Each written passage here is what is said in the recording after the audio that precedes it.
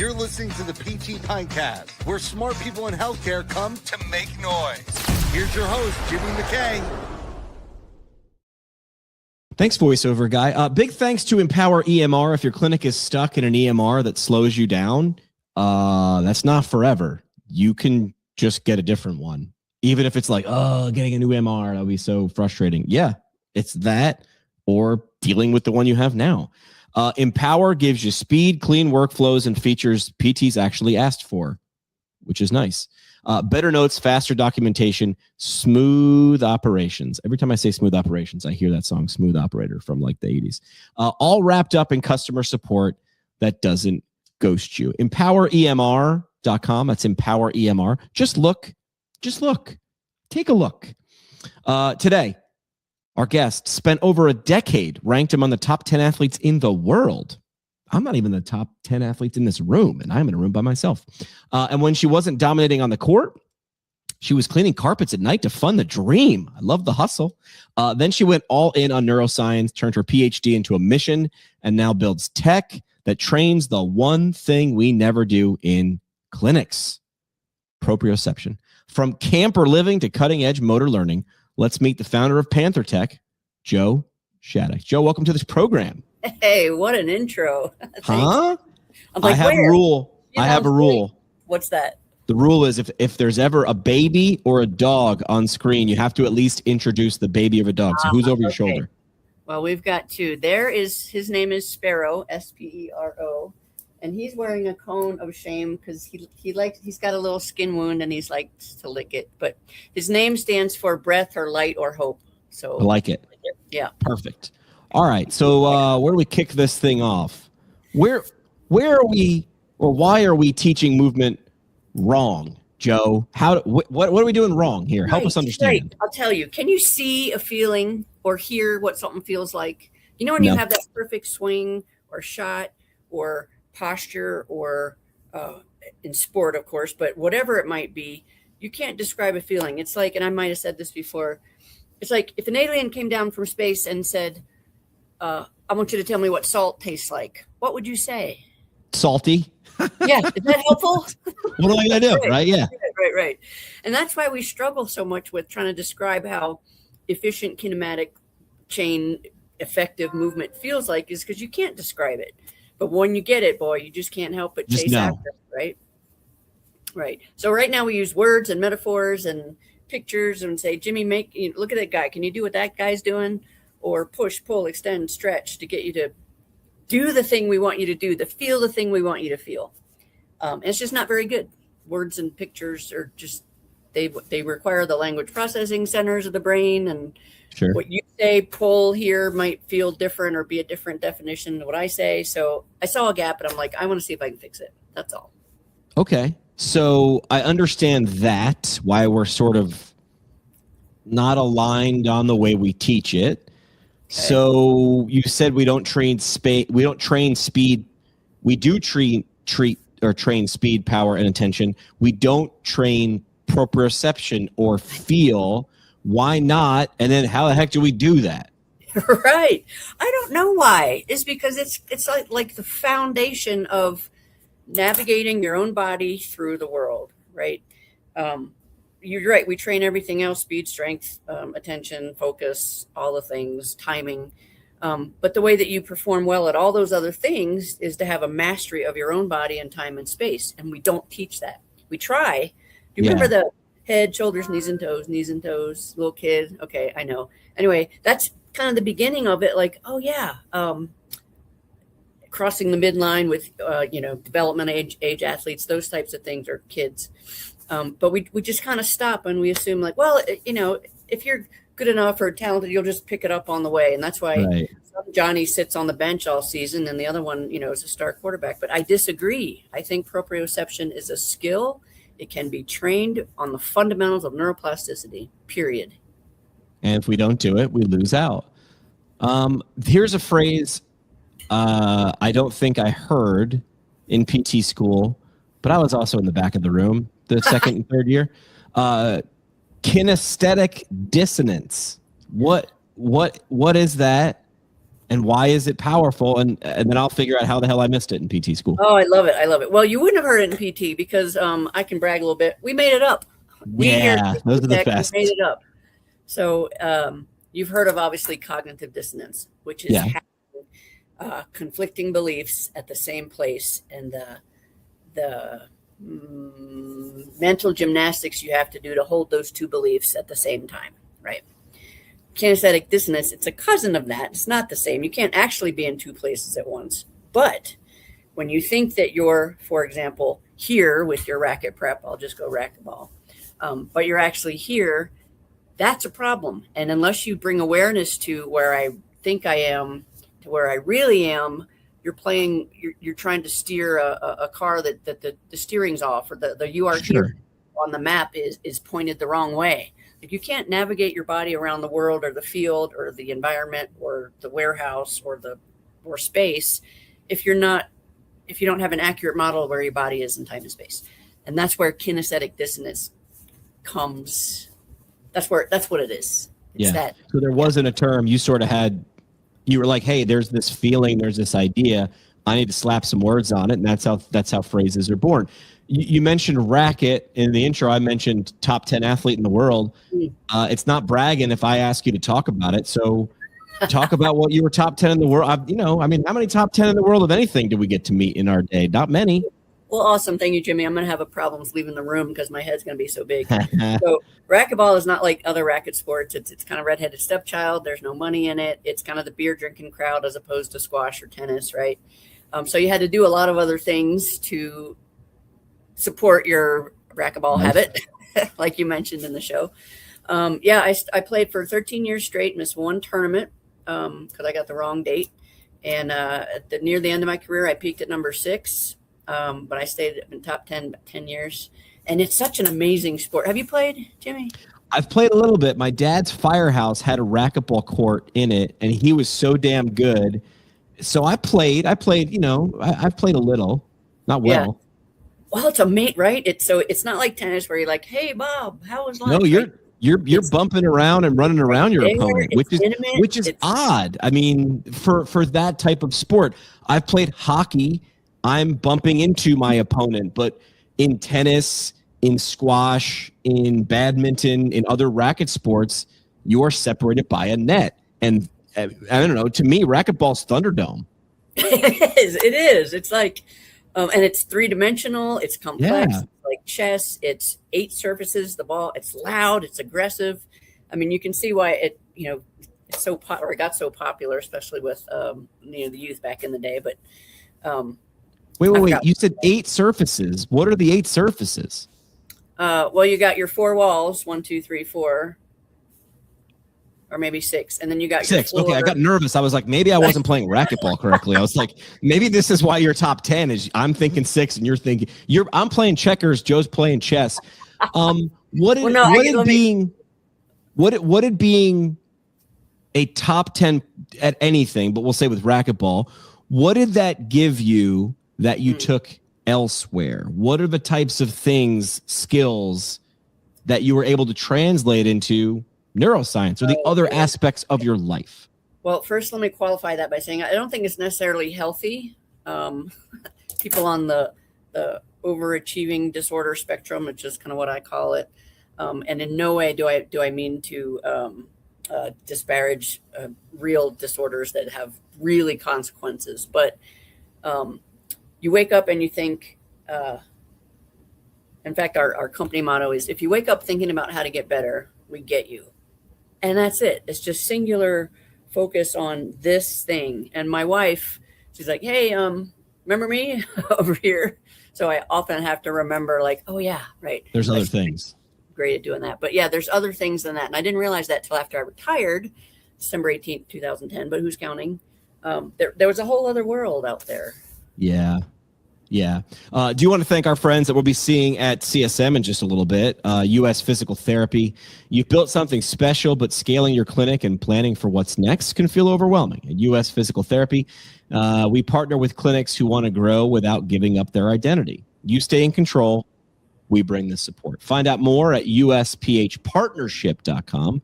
That's usphpartnership.com. So now you went from racquetball and, Thunderdome with a racket in your hand, and you went and got a neuroscience PhD. After that, you're in startup mode. And what do clinicians need to know from each of those worlds? I want to go a little further in the story. Okay, well, near the end of my racquetball career, I realized that I can't do this forever, obviously. So I got a master's in sports science, and that kind of it learned all the words for all the things that I'd been training with and doing for you're shaking your head. Yep. I'm like, oh, I didn't know this had a name and a theory and a framework behind it, right? So that sparked it. And then I'm like, well, I got to do this neuroscience thing all about human performance. So I went and did that in Nebraska. And put me on the spot here.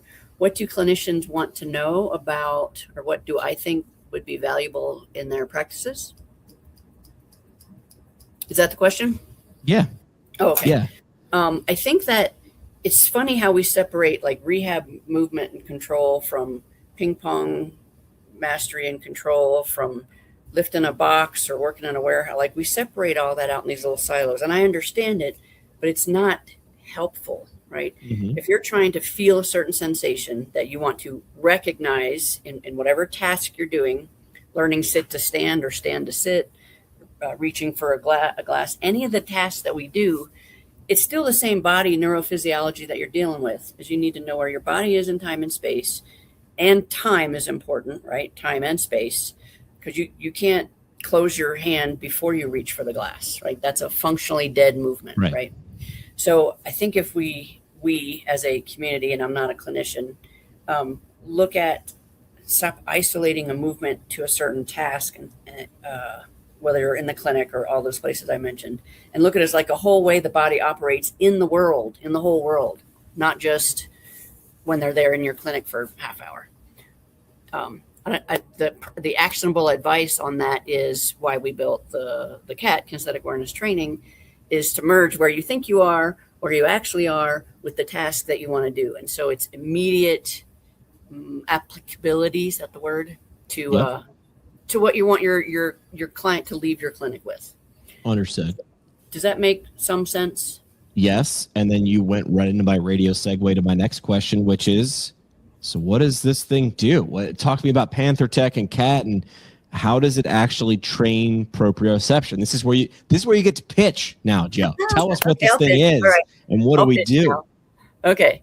So the KAT comes in a little device like this. Looks like like this. Actually, I have one on right now. It looks like a beeper from the 80s, a little bit smaller. Okay. And it's a mix between a motion capture sensor, a single site motion capture sensor, and a shock collar. But don't freak out. It doesn't shock anybody. It responds to whoever's wearing it, their real-time movements with beeps and vibrations to guide them into and through a movement. It's completely operator driven. So it's not a whole database of, we think we're gonna teach you how to swing a baseball bat or do a knee extension. Like, no, it's not that. It's a communication tool for an athlete to listen to a coach, or a patient to listen to a clinician, or a worker to listen to a crew chief, or soldier to listen to captain. It's a communication tool for movement educators to use with their clients, so that the ambiguity of words and metaphors and pictures is gone. It's designed for short-term, low rep, high focus use out of context, meaning we have a lot of players that do their athletes and patients that do it in the hallway or in the living room. So you don't need a big motion capture sensor. You do it for a few minutes before you go into your craft. And it's run by, let's see, where did I go? Oh, iOS. It's a small portable device, iOS or Android. And it's a tool that helps people, I hate to use the word muscle memory, but accelerates muscle memory is what it does. Understood. Over to, yeah. Now walk us through, how does it work? Who's using it? How are they using it? What are they looking for it to do? I understand sort of rudimentarily what it looks like and what it can do, but like, what's it look like, feel like, taste like in action? Well, I'll pull it out right here. So here it is. It's on right now, right? Essentially how you would use it is you put it on your person. I'll just tuck it right back here. And if I wanted them to learn, for example, a sit to stand transition. What I might do is capture this position. So it learns, you press a button on the app, it learns what you teach it, just like saying, yes, Mrs. Smith, that's how far I want you to lean over before you stand up for your transition. As you do that, you press a button, the thing remembers it, and then in your putting it in the contact, you say, okay, I want you to lean forward and find the beep, beep, beep, beep, beep. Oh, okay. I wasn't going far enough, or I was going too far. And so in the moment that you teach the movement with the words and metaphors and all that, it gives us physical sensation, vibrations on the body that directly communicate what that should feel like. It feels like this. Beep, beep, beep. Okay, now I can stand. Beep, beep, beep. Okay, now I can sit. But you can wear it anywhere on the body. We've used it on the top of the foot for dorsiflexion and drop foot. Use it on the hip for hip rotation, obviously posture. Use it on the head for some baseball and hockey and cervical dysfunction patients. Used it for what's it called? Hip drop. Trendelenburg gait or hip drop. Yep.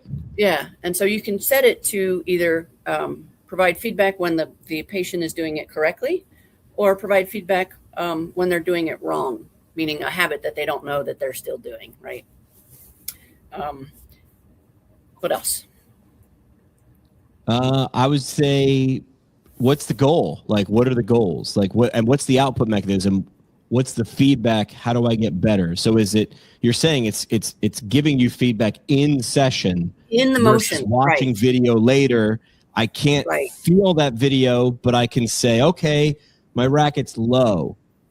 Right. But I want to know what it feels like when my racket's right. I want to know what it feels like, not just what I think I look like. Do I have that? Yeah. Okay. Yes. So the way to think about like the outcome measure, that the thing is, when you want your athlete or your patient to know what it feels like when, and you as the operator or the coach or the clinician get to decide what that when is, or when I have proper balance when I sit to stand transition, when I don't drop my foot, when I'm keeping my core engaged when I'm walking so my hip doesn't drop, when I'm doing a lateral lift and I don't lift my shoulder up, I actually do the exercise properly. So it's designed to, the outcome measure is, oh, my patient gets to feel the thing I want them to feel, so they get better at whatever the thing is. And it's just minutes. It's remarkable, if I say so myself, how when a patient gets it and you get that, either in sport or athlete, whatever, that's where the speeds the path to that point, and then nurtures it so that they don't do wrong. I'll say wrong reps, but every rep. I remember when I was a PT student, was watching really great experienced clinicians. They do less talking, less guiding. They do so much less. I remember sitting there looking at them like, how the hell are you doing more with less? How do I do that? And the answer is cut away everything that doesn't need to be there.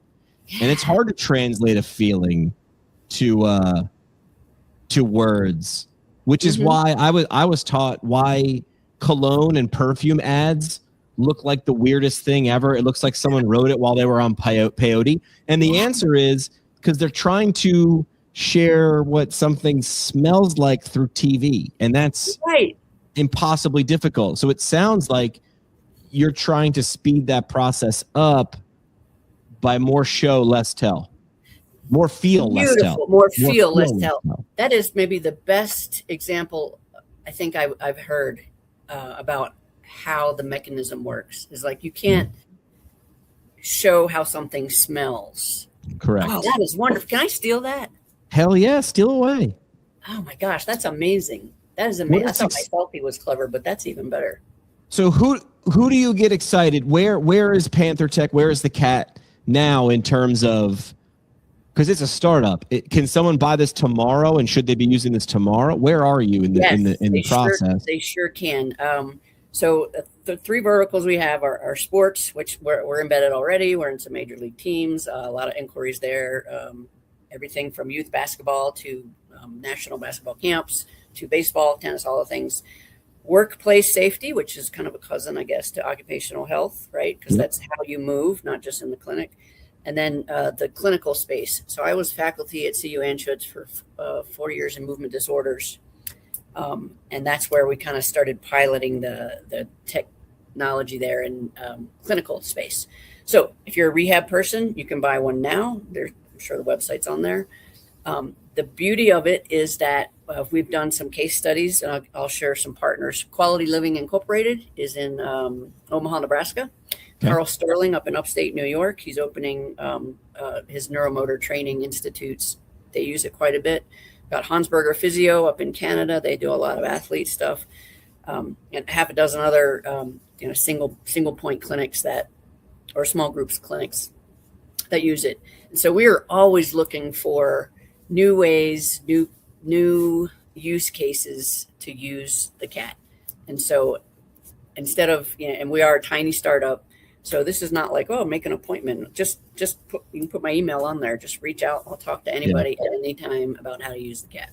I'll put it in the show notes. But what is the website you want people to go to? It's Panther, TEC.net, PantherTec.net. The joke is we couldn't afford the H at the end of tech. So leave off the last H for humble savings. Yes. Oh, that's good. That's good. And side nerd note, PantherTec actually stands for Principles of Athletics and Neuroscience Towards Human Expertise Plus Technology. And KAT stands for Kinesthetic Awareness Training. You guys got it all figured out. All right. What's one thing you want PTs, who's our audience, to do differently tomorrow after hearing this, outside of looking into PantherTec? But what else? What's one thing you want them to do differently? Okay. I guess the best thing you could do is to be aware of when your patient isn't getting it, and it by the rehabilitative movement that they have to do this way or else it's going to be a waste of time. If you skip exercises because they're not getting it, or you run out of time, or they just don't get that feeling, and you wish there was a way I wish I could make this person feel this thing. If you have that more than once a day, that's a reason to grab the KAT. That's a reason to get it. Really low price point. For the clinical model, it's $350. And you get to add up to 5 coaches with it. Again, not a sales pitch, but as movement educators, we are trained to keep an eye on what is this person doing and feeling, and how can I make them experience a sensation, recognize it so that they can replicate it, and then put it in their normal life, right? So if you have pain points like that, reach out to me. I'm happy to help. Perfect. All right.